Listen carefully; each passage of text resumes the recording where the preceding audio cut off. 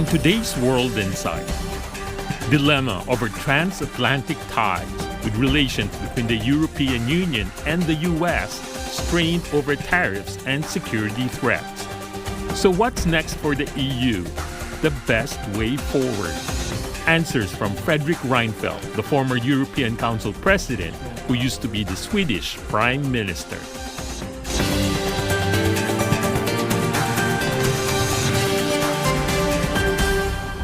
Hello and welcome to World Insight with me, Tian Wei. Though the huge tariff on the EU has been put on hold after a phone call between the US President Donald Trump and his European counterpart, European Commission President Ursula von der Leyen on Sunday, the rift across the Atlantic doesn't seem likely to go away anytime soon. The US is one of EU's major trade and investment partners, while the EU is considered a long-time standing US ally. The tariff threats have resulted in some voices proposing higher tariffs against the United States by the EU for self-protection. Earlier this year, during the Munich Security Conference, a speech by US Vice President J.D. Vance was seen as a clear signal of the division between the two parts across the Atlantic. Recently, I sat down with Fredrik Reinfeldt, former president of the European Council and former Prime Minister of Sweden. Here is more about his views toward the relations across the Atlantic.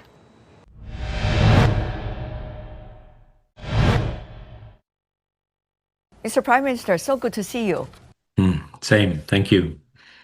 What do you make as a seasoned politician of the nature of transition we are going through right now in the world? Well, to summarize, it's the wrong direction.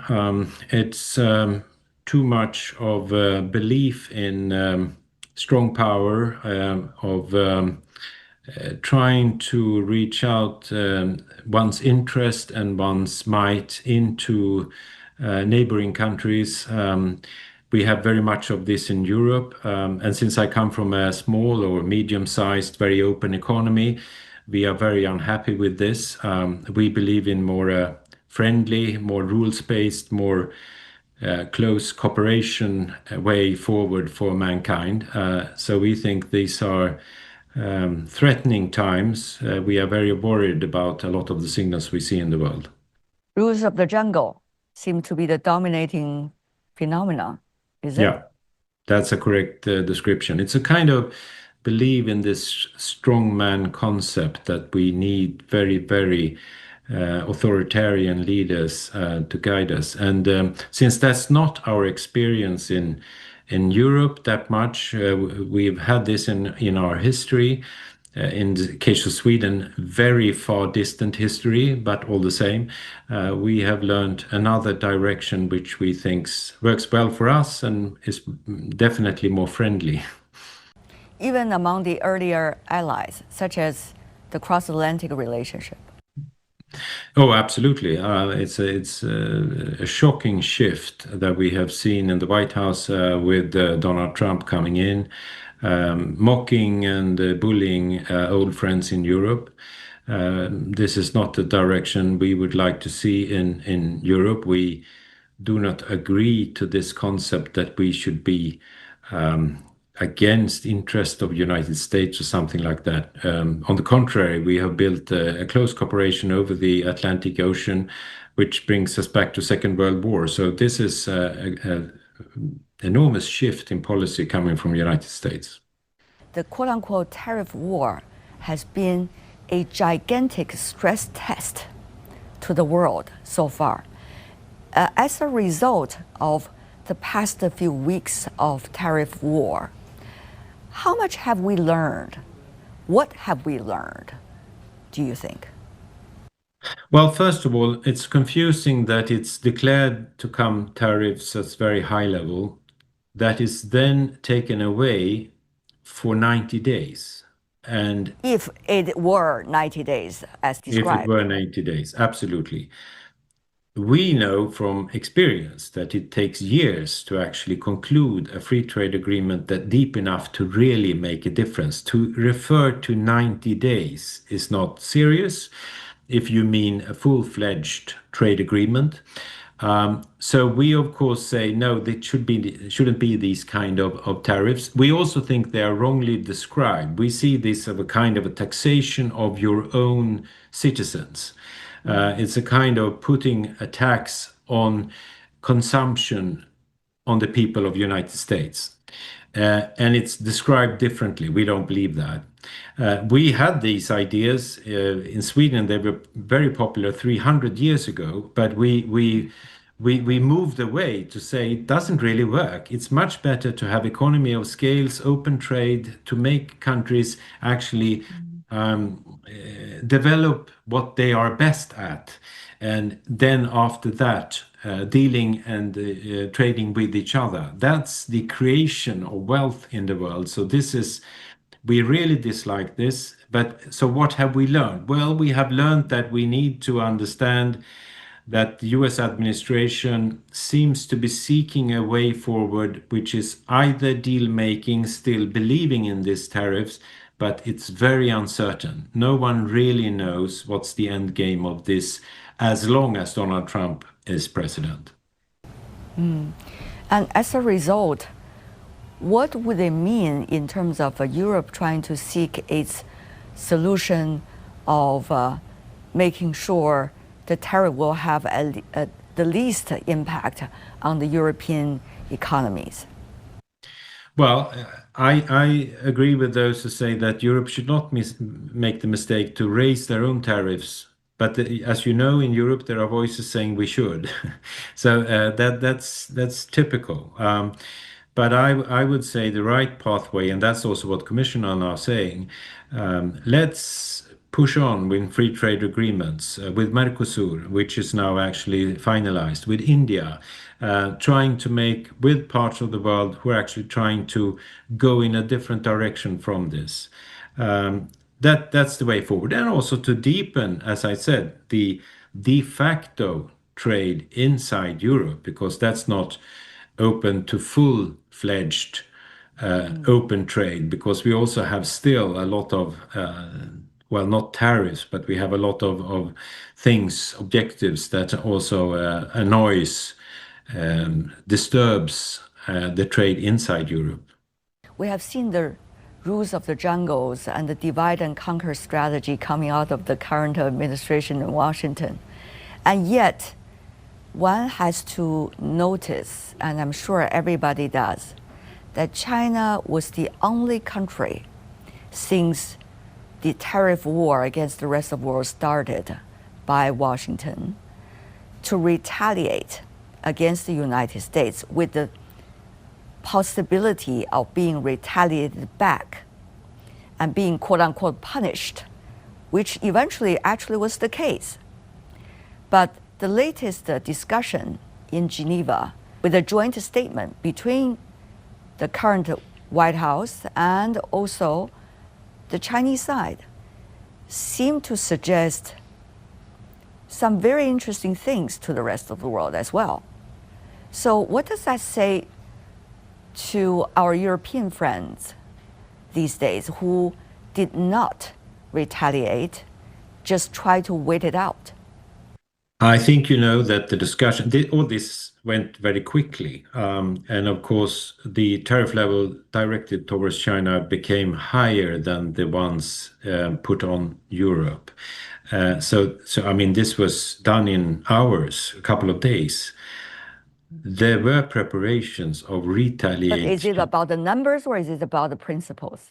Oh, no, that was, of course, more about the numbers. I mean, when it comes to the principle, we deeply dislike this idea of tariffs building world trade. We disbelieve that. We think these are 300-year-old ideas already proven not to work. So, but I think the importance is to say that, as you know, European Commission was actually preparing retaliation, but it was never come into place because then came this, let's put it on hold for 90 days. And to be very honest, we actually don't know where this will end. This is still open. It's still an open discussion. I saw this idea that UK and United States made a trade deal, but the question is, as I mentioned earlier, it's too quick. It's not deep enough, and it's much tougher to de facto create open rules-based trade than what you could achieve during 10, 30, even 90 days. But this is already 2.0, isn't it? Is Europe ready for this? It's been a very turbulent start of this year, but I would definitely sign up to that. Europe now is coming together, focusing on creating a stronger Europe based on deeper cooperation in Europe, and those part in the world who would like take care of a rules-based cooperation together with Europe, and not to be as reliant as we have been on the United States. That's what you see. All these meetings now in Europe, all these getting together is actually pointing in that direction. We see earlier a discussion among the European leaders more with the theme of ideology and the cross-Atlantic as well. But now when real interests coming in, I mean concrete ones that you can see, for example, trade, things are getting much more complicated. So what do you think, even though the Europeans would love to talk about values, especially among the politicians in their presentations, but eventually how capitals are looking for the common interest through Europe? And at the time when you have real interest, silver and gold being counted by every economy, what is the way to rallying the spirit of Europe? The way market economy and society is built in Europe, we try, I'm not saying that we always succeed, but we try to keep a close or a clear barrier between government politics on one side and business community and companies on the other side. Not everywhere, not perfect. But it's not just business, it's jobs. Yeah, it's jobs, absolutely. The job creation. It's also the betterment of life for the common folks, isn't it? Absolutely. We that's kind of the multipolar society, the open society, you could say, that allows people free speech, free movement, and all of this. I totally agree. But the discussion we have in Europe is, of course, that moving in from the Trump administration, pushing companies that are present in Europe to follow the way of the Trump administration. They're even sending letters and telling us what to do in Europe based on what the Trump administration thinks.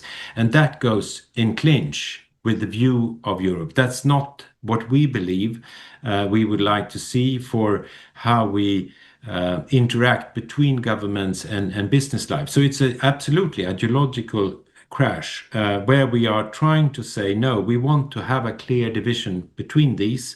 And we think that's a better way of creating jobs, giving space to entrepreneurs actually to grow their different companies. But there's also criticism toward the policies these days taken by the European Union. For example, industrial policy, for example, tariffs against the products that are competitive in the European market coming from outside, reflected by green products, just one of those many examples, AI as well, semiconductors too. So how do you see these kind of approaches seems to be adopted worldwide, and how much capital does Europe, if I could once again use that general term, still have in terms of criticizing the others? You could clearly see that there are different views in Europe. Some, and that's what you refer to, say that with this kind of state capitalism from China or even America First policies coming from the United States, they say we need to protect ourselves. We also need to put up tariffs or barriers towards what we feel is unfair competition, coming in with lowering of prices linked to subsidies given from states from other parts of the world. And then they say, let's put up these barriers. And therefore, we also then, in part of Europe, as you say, create protectionism, even though the internal market in Europe theoretically is said to be of the opposite.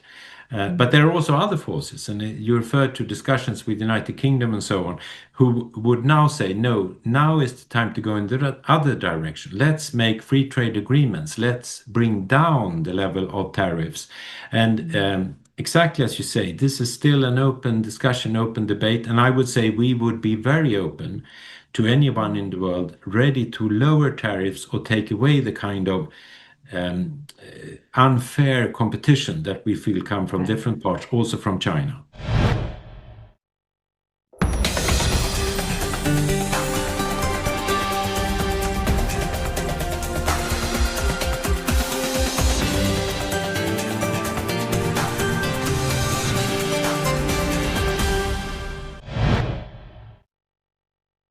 How is Europe likely to make its balance, do you think, sir? While at the same time be able to protect its interests, particularly trade and economic interest, while speaking true to the principles that you earlier suggested that Europe has been holding on for quite a long time, and be proud of it? As you know, we have had reports from former Prime Minister Draghi and then Letta here, both from Italy, who is saying basically that if Europe is to compete in this new world, you need to invest a lot when it comes to competitiveness, when it comes to education, when it comes to infrastructure. They presented a long list. The question, of course, is, given that we are many sovereign nation states, how do you do that together? That's the work we are actually trying to finalize or find a way forward for Europe. But at least it's very clear to European citizens and politicians that this is something we need to address. If it comes out in a better direction, I hope so. I think the new Commission inside European Union is more clear of this pathway. Now we need to adhere more to this kind of competitiveness and being at the edge of different areas where we are losing when it comes to competitiveness, both towards the United States and China. Mr. Prime Minister, you were in the office for a very long time, and it was the time when globalization, it has really proved itself to be successful and bringing better results for almost everyone in the world. How do you and your generation of politicians digest, in retrospect, that period, and also in comparison to what is going on in politics these days? I think that absolutely correct in the description. What we saw was a growing middle class all over the world, counting in billions of people, especially in China, I would say. It's a fantastic transformation when it comes to wealth and well-being inside China. But this is seen all over the world, also in my country. That was done through and this. Consumers benefited as a result of Exactly. Absolutely so. What has it shifted towards? Well, to be very frank, this new world order makes a very little portion of mankind richer. It's a kind of richness of the few rather than building the wealth and the well-being of the many. And that's my criticism of this, because it's a kind of more corrupt, more authoritarian, more pushing resources to a few. And I think that's the wrong way forward, because basically we have the means and we know how to create a world where gradually all of mankind gets better conditions. And I mean, exactly as you said, going back 10, 15 years, 20 years in time, we saw that we pushed back poverty. We pushed back a lot of the global problems we saw. And now we have had backlash for some years.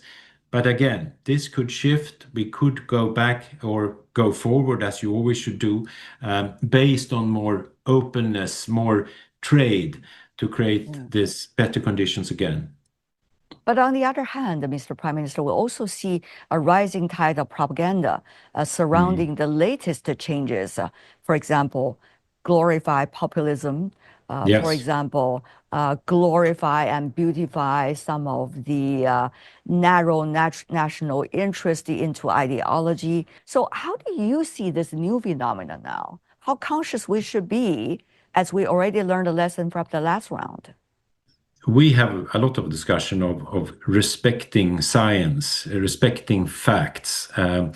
We talk in our schools with children to be more critical towards what they are presented. Who is saying this? Who gains from this description? And what is facts that differs from propaganda? That's talk we are having with our children. We understand that it's very much different from when I was young, the way they meet information and propaganda in our time. And we are only at the beginning of these discussions because we understand we can't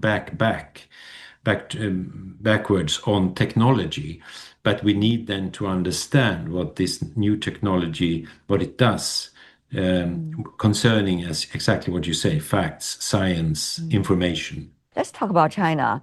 Now, there are a lot of moving factors as we speak. The latest tariff war is one of those. Through that mirror, many people see the world very differently, just compared to 2 months ago. Whether this talk about geopolitics or economic potential, or the issues of dollar and how countries can work together, who can be closer to one another. All these are moving factors. Where is China to you? Well, China is, of course, the main target for a lot of the criticism coming out of the United States. It's a kind of threat they feel, the way they also felt with Japan going back in the 1970s. And of course, it relates to the fact that China is much more strong economically and politically now than they've been during my lifetime. But we do not really see it exactly the same way here in Europe. We understand that we tend to move towards a kind of multipolar, regionally based world order, which worries us because we have a neighbor called Russia who are very, very dominant and trying, especially when it comes to security, trying to dominate also neighboring countries, which is, of course, very worrying to us here in Europe. So we would like to see much less tensions among these bigger players. And we follow very clearly or closely what China now are saying. Because on the one hand, China says, we do not want these tariffs. We want more rules-based trading. And that's also in the interest of Europe. And we definitely feel that we do not find the same level playing field when it comes to our cooperation between China and Europe. And to be very frank, China is now, with the technological advantage that China now has, a lot of this is actually falling out in the direction of China being the stronger part. So we have a little bit hard to understand why all the kind of protectionism we still feel also comes out of China. So these are questions we would like to discuss with our Chinese counterparts. As a diligent observer of the world, including about China, I'm sure, Mr. Prime Minister, you have noticed some recent measures taken by the Chinese side. For example, about the private businesses, there has been a new law on the private business promotion. Meanwhile, you also see a tremendous amount of efforts being made to attract the foreign investment and the foreign businesses into China. And at the same time, reaching out by the top Chinese leadership as we speak. The Chinese President Xi Jinping just made 2 phone calls with his European counterparts, French President and the newly elected Chancellor of Germany. So to you, how would you read it? And what does that mean for the thinking process of Europe? Well, we need trading partners that also believe in a world without tariffs, more rules-based and more with a level playing field. And we also see and hear about these signals from China and from other parts of the world, I will say. What's possible? How far will this go when it comes to if you look at it with European eyes, liberalizing actually how it is possible to be present in China. And I'm speaking, of course, to Swedish industry and industrial leaders if they feel the same, because I mean, a lot of them are already present in China. So yes, they're very active, by the way, sir. Yeah, Good absolutely. news. So I can clearly say we are open to business and open to discussion. So we follow this very closely because at the end of the day, it's about the kind of cost level and level of bureaucracy and level of marginals you can get out of actually acting as an investor in another country. That at the end of the day will show the direction. Mr. Prime Minister, you are a bridge builder. From the earlier traveler to now at the turbulent time, trying to go between many different factors, try to create consensus. But now we know during the sunny days, there are a lot of bridge builders, self-claimed. Yeah.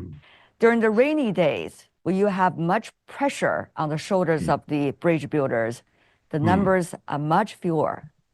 Can you share with us some inspirational thoughts you have about how to be a responsible and sustainable bridge builder? I think to me it's very easy. Either you listen to those who say, if you're not like me, if you don't think like me, if you don't look like me, then I need to block or boycott or say that you are a threat. That's have been very much the way of the world the latest 10 years.